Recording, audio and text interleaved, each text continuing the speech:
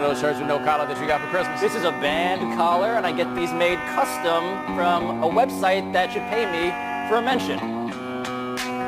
Yeah, I think. They should. Yeah. I am the #1, I would say, band collar shirt wearer on sports television. Yeah, that is what raises the question. Has it caught on? Has anybody else tried to get on because he was on? Some people are not appreciated in their time. Has a single person said to you, where did you get that? Galileo was once persecuted. Did he say to you, where did you get that? We got a name.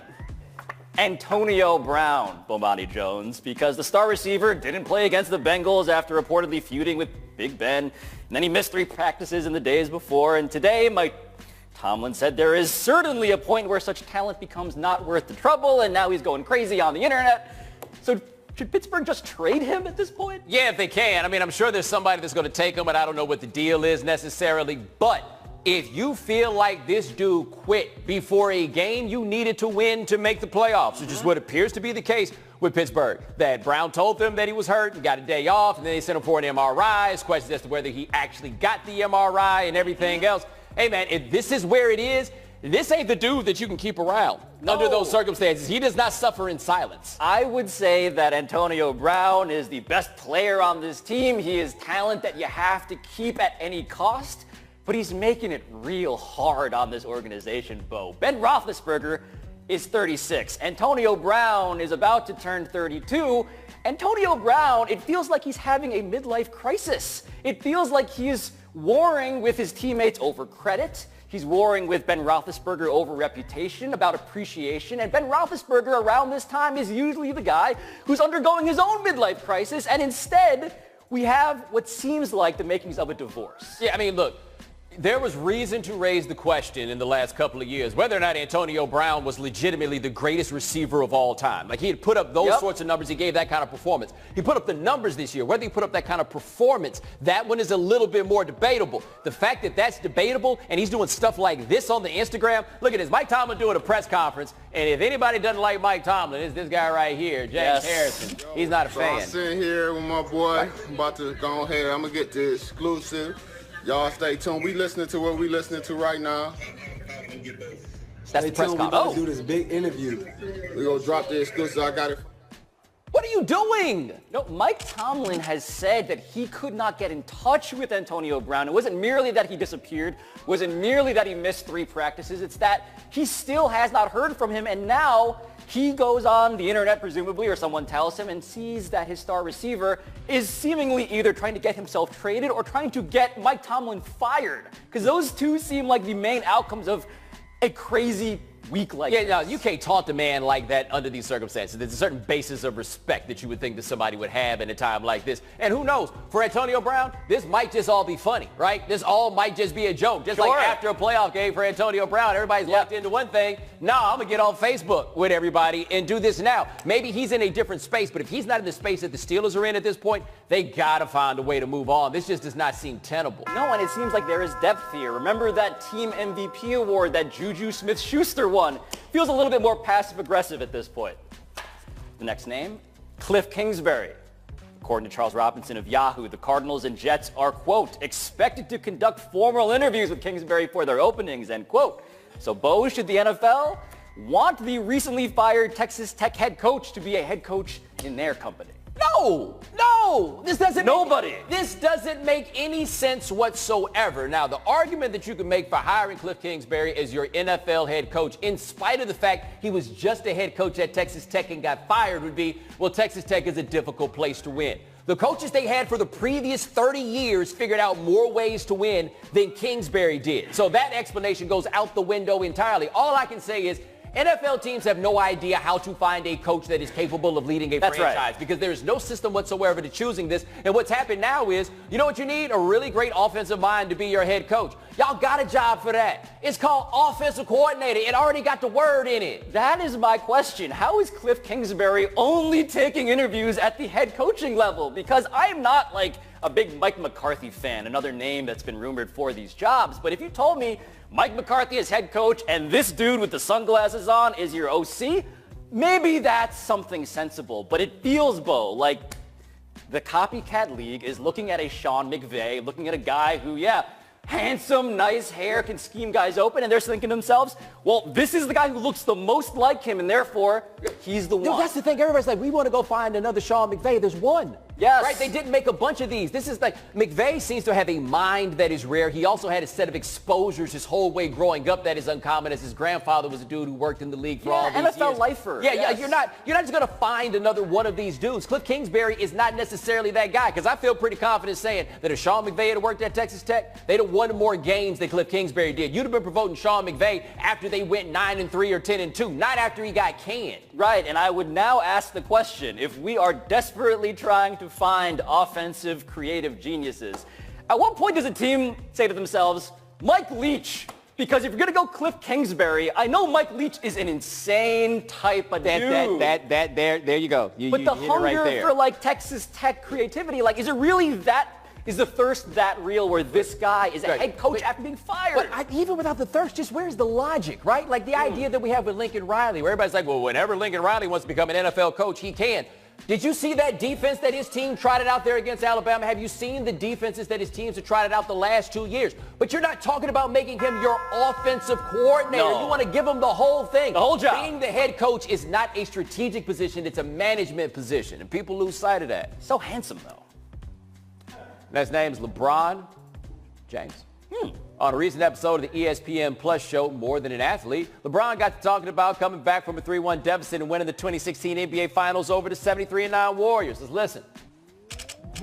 That one right there made me the greatest player of all time. For That's so what many I felt. reasons. I was super ecstatic to win one for Cleveland because of the 52-year drought. Like, I was ecstatic. Like, obviously, I showed that the first wave of emotion was when everyone saw me crying. Like, that was all for 52 years. Everything in sports was going on in Cleveland. And then after I stopped, I was like, that one right there made you the greatest player of all time. Oh. LeBron James going with the royal you, talking to himself. And the reason, Bo, this feels jarring is because Michael Jordan does not say this stuff about himself. Michael Jordan is the arguably most titanic ego in sports, nay, human history, but he has never said, I am the greatest of all time. This man is saying that, and this man is deciding to wander into the fray that we're in every day in sports talk, but it feels subversive and it feels bold because hearing him say it feels like it's too much somehow. Well, here's the thing. The fascinating thing about Jordan is Jordan's never had to say it. We have been here to say it for him. It's the point Jay Donde always makes about Jordan. He's so good at talking about how good he is. It's a rare talent to have there. Now, what I want to know about LeBron when he said that, I bet he felt like that at that moment. Does he still feel like that right now? That's what I want to know. It's a pretty good argument. It's not really a good argument because part of the argument involves the idea 73-9, a team that had some weaknesses though, certainly, as we saw. There's a reason they went and got Kevin Durant, right? There's 73-9, and part of the argument is you dug yourself out of a 3-1 hole. That's right. The fact that you put yourself in a 3-1 hole in the first place. Grit. Look, if he is the number 2 dude behind Michael Jordan, there is no shame in that whatsoever. But we had this massive comeback, meaning you had to go there to compare yourself to a guy who never got to a Game 7 in the NBA Finals. That is not a good argument. But, Bo, this, to me, is the face of a guy who is comfortable with his legacy. And I don't use legacy very lightly. It's one of those cliches, but I think it actually is the word here. He is confident in a way that young LeBron not. He wasn't, right? Post-decision LeBron was chastened. This LeBron in 2019, 2018 is saying, I'll come out and say it. I'm better than Michael Jordan, and I don't think that that's an unreasonable thing to maintain. Here's my question for you, though. You say that that is an expression of confidence. You're juxtaposing this against a man who never actually has to say it out loud. Are you sure that him saying it is a statement of confidence? That does not strike me as confidence. But it strikes me as something that you say if you're prepared to get the backlash. And he knew that backlash was coming. And he wandered out there and said it nonetheless.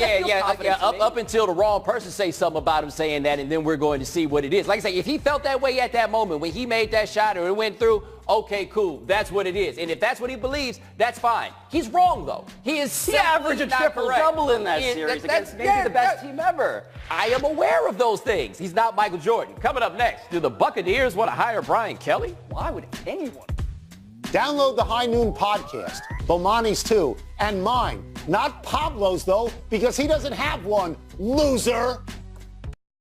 Home improvement. Above the Heineken River deck at Pier 17. So Antonio Brown's out here unfollowing people on the Instagram. Is that what we got? Yes, unfollow the Pittsburgh Steelers and follow the 49ers because George Kittle, the tight end, got on Twitter and was like, come over here. And he was like stars in his eyes. Kyle Shanahan is like, whoa, let's talk first. First quote. The Buccaneers have interest in Notre Dame coach Brian Kelly. Reported David Haw of 670 The Score in Chicago. So, Bo, would Brian Kelly be a good candidate to lead Jameis Winston and the Bucs? For who? For what? What is the rationale that we are working with here? There was a moment in the game against Clemson when Notre Dame was getting waxed where the broadcast crew gave Brian Kelly credit for not losing his mind up in here, because he so often would lose his mind. This dude isn't built for a world that involves all the losses that come even for a good team in the NFL. I don't think he's a dude that's built to coach grown men in the way that grown men have to be coached. I don't see it at all. I am stunned that Brian Kelly went from being shellacked against Clemson to potentially getting a theoretical raise, because in this story, reading into it, they're talking about $10 million for the head coach, head of football operations. A search firm had him on the list. What an amazing industry where you can be terrible and then theoretically become more desirable. No, again, they don't know how to pick coaches. No, just think about they're this. hiring a search firm. Yeah, think about this generally with the NFL. The two most important positions in an organization, I think we'd all agree, are the head coach and the quarterback. Yes. There is no demonstration that teams have any idea how to get it right at either one of those. This whole game is built so backwards where you can't figure out how to get the guys that are, in fact, the most important. Then we get to the idea of Brian Kelly coaching Jameis Winston. How do you think that one's going to go? How do you think that's going to work out? Because Jameis is going to be back next year. They are theoretically going to bring in Brian Kelly to work for a GM, Jason Licht, who should have been fired, who drafted Jameis, who is now, by the way, on his one-year option deal. Like, does that sound enticing to anybody? Yeah. Woo-hoo. Good luck, fellas. Quote. Wow, you're really caught up in this Brian Kelly thing. Okay. I am disappointed in the behavior today from TJ Yeldon and Leonard Fournette. They were disrespectful, selfish, and their behavior was unbecoming that of a professional football player.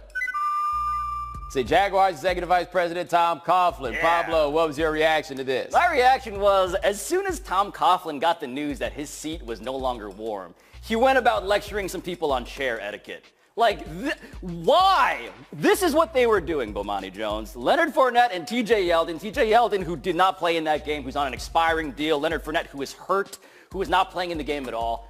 Tom Coughlin wanted to immediately announce, just in case you were worried about me, I'm still the same dude. I'm going to get mad at you about stuff. He publicly scolded them over something that I don't think that people really would have noticed. No. The only reason I am at all aware that this happened in the first place is because Tom Coughlin decided that he was going to write this sternly worded letter and then share it with the world. How did they have such a clown show of a season and the head of football ops, the general manager, and the head coach are all going to come back, right? Who might not come back? Leonard Fournette, because the Jags are taking back the guarantees in his contract because of the suspension that he had earlier in the year, which, by the way, is going to lead to more holdouts in the draft because this is something that guys have been holding out before and more will down the line. And Leonard Fournette has not had a good year, to be clear. There was the running across the field for the fight, suspended one game, there's the injuries and all that. But this is Tom Coughlin saying, you know what's more powerful than anything?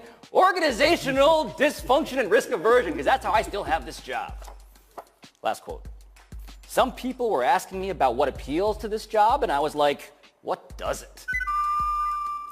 Said new Raiders GM Mike Mayock.